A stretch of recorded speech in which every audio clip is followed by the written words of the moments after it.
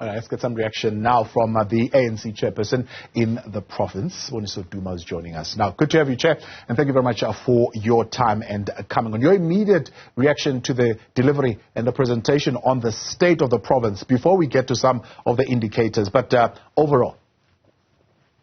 A blessed one, Baba Mdluli, to your viewers at home. Thank you so much. I'm sure you realize the texture of the SOP and the length and breadth. It covers many things. It had to delve deeper on the 30th anniversary of our democracy, although it has also highlighted some of the 5 years, what has been done in the 6th term. She has talked about many things, in particular the fundamental principle and pillars of the economy of the province of KwaZulu-Natal. I'm sure you'll hear more before and after. We used to have what was called the Louis Botha Airport. The new dispensation ANC government built a new King Shaka Airport and the Dube Trade Port. I'm sure you also understand the issue of Richards Bay ITZ, which has been declared as the energy hub, which is going to produce 750 megawatts from Mabasa and 3,000 from Eskom. She also talked about the issue of entrepreneurship, the youth in particular, and the women, and the concept of industrialization, which comes from January 8 and the manifesto of the ANC. So some of those things are going to address the imbalance of the past. Yes, here to share to highlight what has been achieved by Premier Ndebele, Premier Zwelimkhize, Premier both the Mkhonozi and Premier Zikalala before her time, which was strategic for us because the intrinsic details had to give you what has happened from 2004 in the province of KwaZulu-Natal.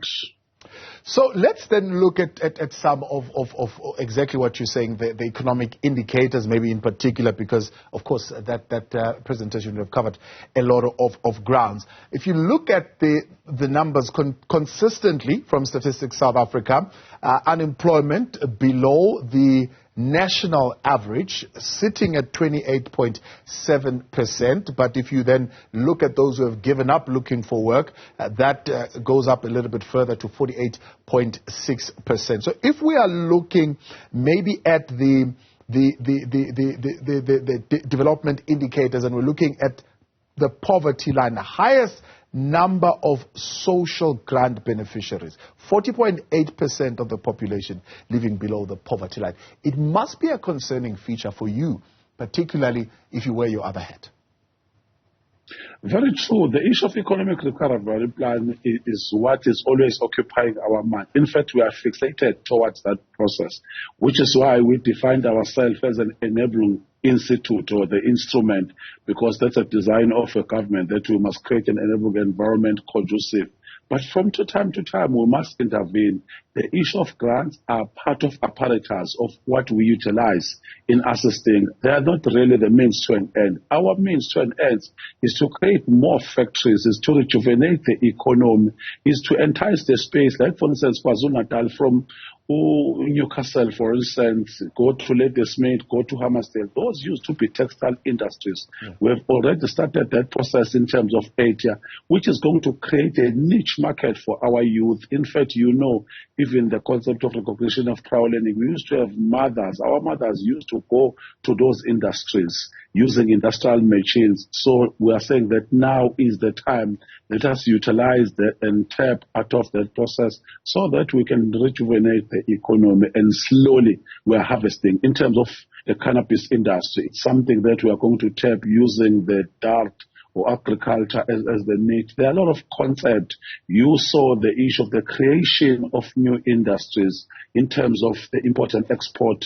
Both ports, the Richards Bay and the eThekwini, are going to be utilized for the goods. The expansion of both N2 and the N3, those are opportunities, and that must be utilized, targeting the people of KwaZulu-Natal, but tapping from other skills in ensuring, because we are contributing nicely on the GDP of the country. But the issue of eThekwini port is the belly of Africa as a continent. It is where we are taking most of our goods. Right. I'm going to come to that in a moment, but I want you to talk to me about how do you reconcile that strategy of industrialization with the numbers and what they are telling us, right? If you look at the population growth rate in the country, constantly going up since 2001. We're now sitting at just over 60 million. But if we zero in on KwaZulu-Natal, the population growth rate is on a decline, which indicates that you are having, over time, an aging population. An aging population that is sickly, but an aging population that is not really skilled for the industrialization that you're talking about. I don't think that's a true reflection. Just go and check the mortality rate. In fact, the life expectancy, historically, we're coming from the 50s. Today, we are in the 60s. Department is saying that the issue, the introduction of antiretrovirals, you know that in the province of Natal, in township and rural areas, we used to bury on a weekly basis, but that is not the reality anymore.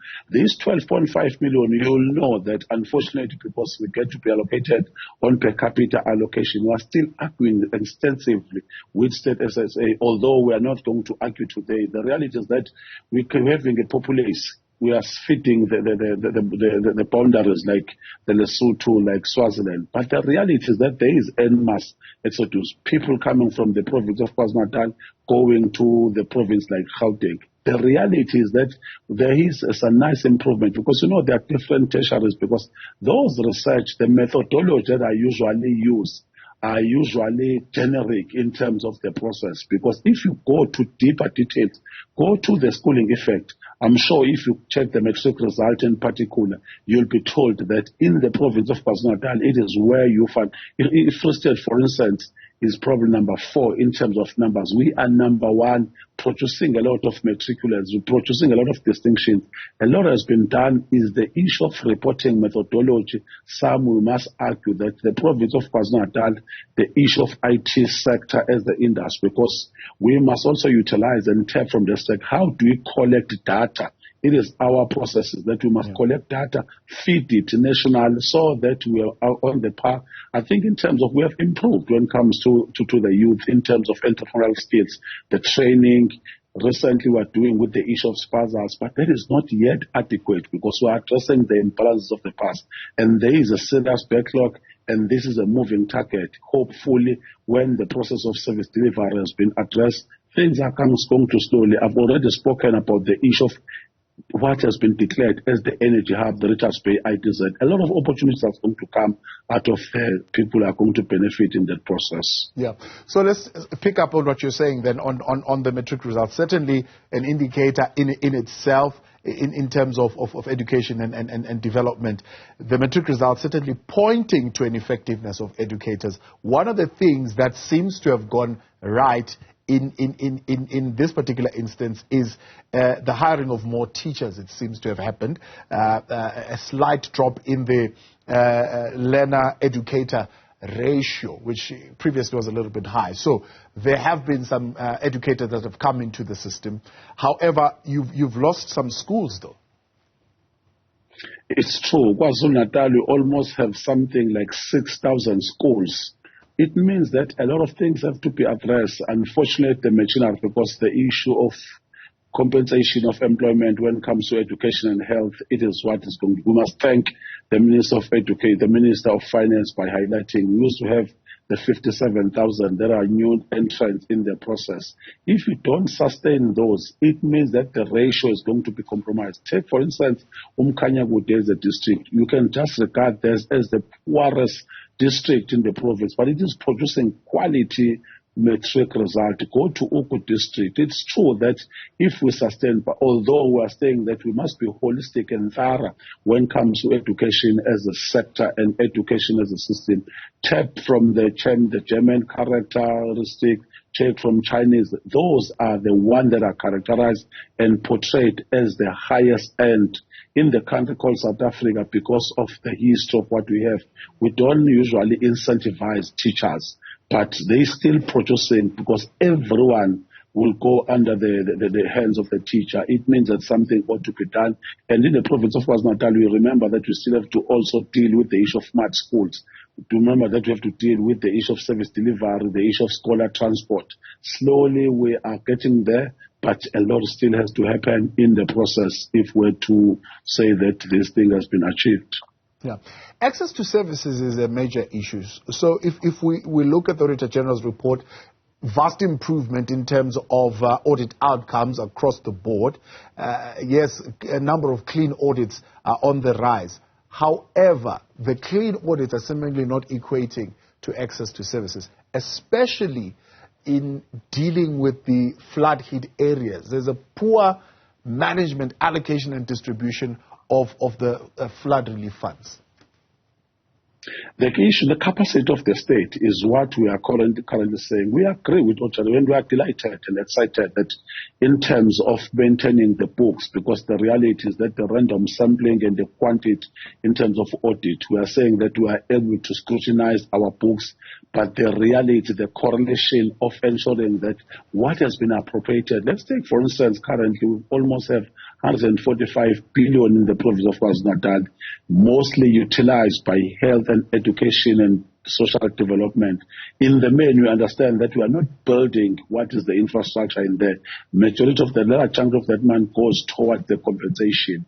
So it means that what I was referring to, if you compare with us, with the Gauteng, with 6.5 million, then there is a much in the serious rift in terms of the appropriation. Yes, we have delved deeper in ensuring the little what we have, but in terms of flood relief, it's true. eThekwini and what Woza in particular, they've been allocated some funding. They have not utilized the core, and there are some issues that must be addressed, and we're excited in terms of other services. Like, for instance, take the issue of dams.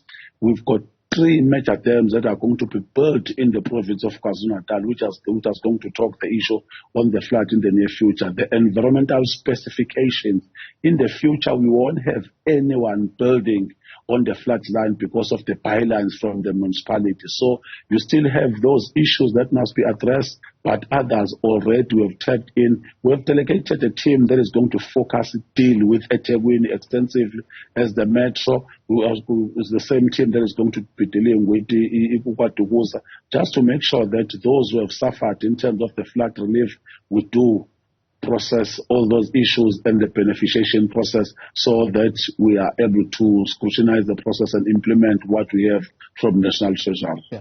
So as province, according to Auditor General, you seem to have hired qualified people, particularly to help you with your books. If you look at where you were and where you are now in terms of what you're presenting as financial statements to the Auditor General. But then that means that's not exactly the same thing that you're doing at local level, because even the Premier highlighting a little bit earlier on the poor use of the MIG, which is constantly being sent back because it's not being utilized. It's true. Unfortunately, we don't micromanage the municipalities per se. We've got 3 spheres of government. The reality is that at the level of at the province in particular, we are duty bound. As you know, that as much as we do highlight what must be done at the level of IDPs and early distracted in the municipality, but those who must implement is the council. When the council resolution has been taken, it means the oversight should be played at the level of mayors and all those things. Who copter from time to time will go specify and delegate the team. Who provincial treasurer will go do those things, but it's up to them. Even there's processes of procurement. There is nothing that is saying the next things, for instance, eThekwini and other secondary municipalities are defined as non-delegated authority in terms of municipality. So they account direct to national, and just understand the distance and the gap, because national will not be always in the process of ensuring that they do oversight on a regular basis. But we do assemble a team in terms of DDM model, because it's another thing. The issue of district development model is where we must always check ourselves what we are doing. The issue of war rooms through Sukuma Sake on a regular basis. We must always do the oversight in our municipality. But the reality on implementation, the issue of extensive scrutinizing what has to be done on a year-to-year and day-to-day basis is delegated towards those who are in charge in terms of the troika when it comes to the municipality, but we are still monitoring those people. But that must concern you, though, in your portfolio in terms of tourism, because part of the things that we saw in December was exactly that. The municipal infrastructure was not up to standard, affecting the tourism product. It's true. eThekwini in particular, you know that we've got a section that deals with environment when it comes to us. When there is a serious E. coli levels that are high affecting the ocean, it means that our team must be delegated, continue to deal with eThekwini, continue to deal with Konyeni, continue to deal with Kwatukusa, because we almost have 600-kilometer coastline, and we have a duty just to make sure that, because we want to attract more tourists. And fortunate enough, this time the hotel industry is telling us almost they were full, and we almost reach and surpass up to 7 million, which is a good thing. Unfortunately, the issue of communication as well, because you'll be told that don't come to eThekwini because of E. coli level, yet you'll find that all those things have already passed the test of time, and their beaches are clear to swim. Out of probably, let's say, eThekwini, if we have 23 beaches, we found that only 3 are outstanding. The rest 19 are okay, but if the communication has not been done. But we are working as a team. After delegation of our team, we're getting a report on a day-to-day basis, and we're part and parcel, which we've seen a lot of improvement, although our eyes is not yet taken out of those in the hinterland, the Drakensberg. In terms of the safari, we have to market and brand the province of KwaZulu-Natal holistic and thorough, although we must prioritize, because most of those who are visiting will be visiting the ocean or the sea during the festive season.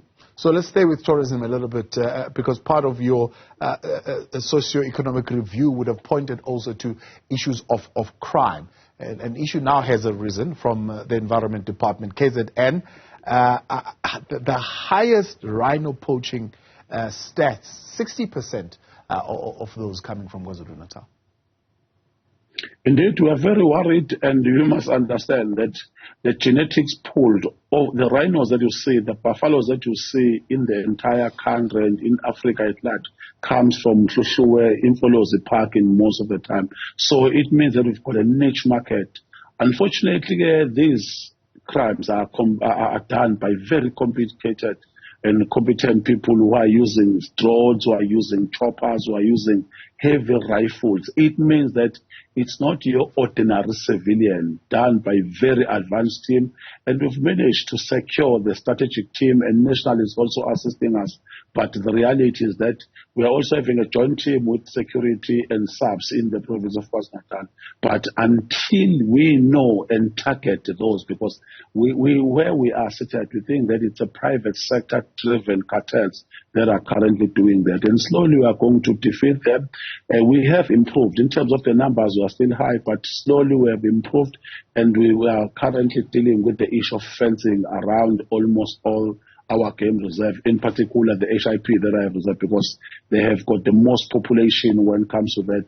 The minister has been there, the minister has allocated some funding, we are busy fencing, and we can just safely say, tell you that in the near future, that is going to come to an end, because we currently have choppers that are going to be rotating on a day-to-day basis, just monitoring what is happening on the ground and the behavioral pattern of our animals, stuttering them, and ensure that we trade with those who must benefit in the process. Let's circle back then to what you had mentioned earlier on the issue of the ports and how critical those ports are. There seems to be noise and there seems to be a debate about selling a stake of the port to an international company. I think it's a Filipino company. What's the position of the ANC on that? The position of the ANC, I'm sure it's well known. It's unfortunate that eThekwini in particular is under Transnet. At the level of the ANC, we are saying that the economic transformation, we must be target-driven, those who've been disadvantaged in the past. If we have a capacity, let us target, let us train those who must partake in the process. Unfortunately, you'll find that, because we've already said this unequivocal, that you can't have eThekwini, you can't have the port where with people who've got expertise, but we are told that international, that those who have just procured a stake without us being involved. But they promise that no, in terms of the processes, in terms of equitability, it's still going to be done.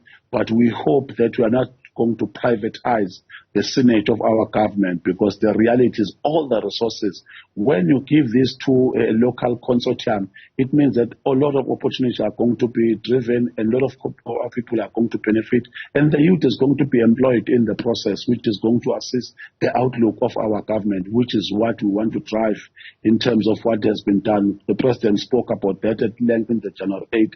The President spoke about that in the manifesto on the issue of industrialization. If we want to create new industries, it means that we must tap from the existing resources that we're currently having, so that we are able to assist and create more space for those who will be coming from university. And we must tailor-make the institution to be producing what is required by the market at the end of the day. So there's some who've raised concern around the announcement of plans to construct a new place or a new palace for the king, flagging it and tagging it under fruitless expenditure. How do you respond to that? Our response is that the reality is that the cultural hegemony in the province of KwaZulu-Natal is what is part and parcel of tourism.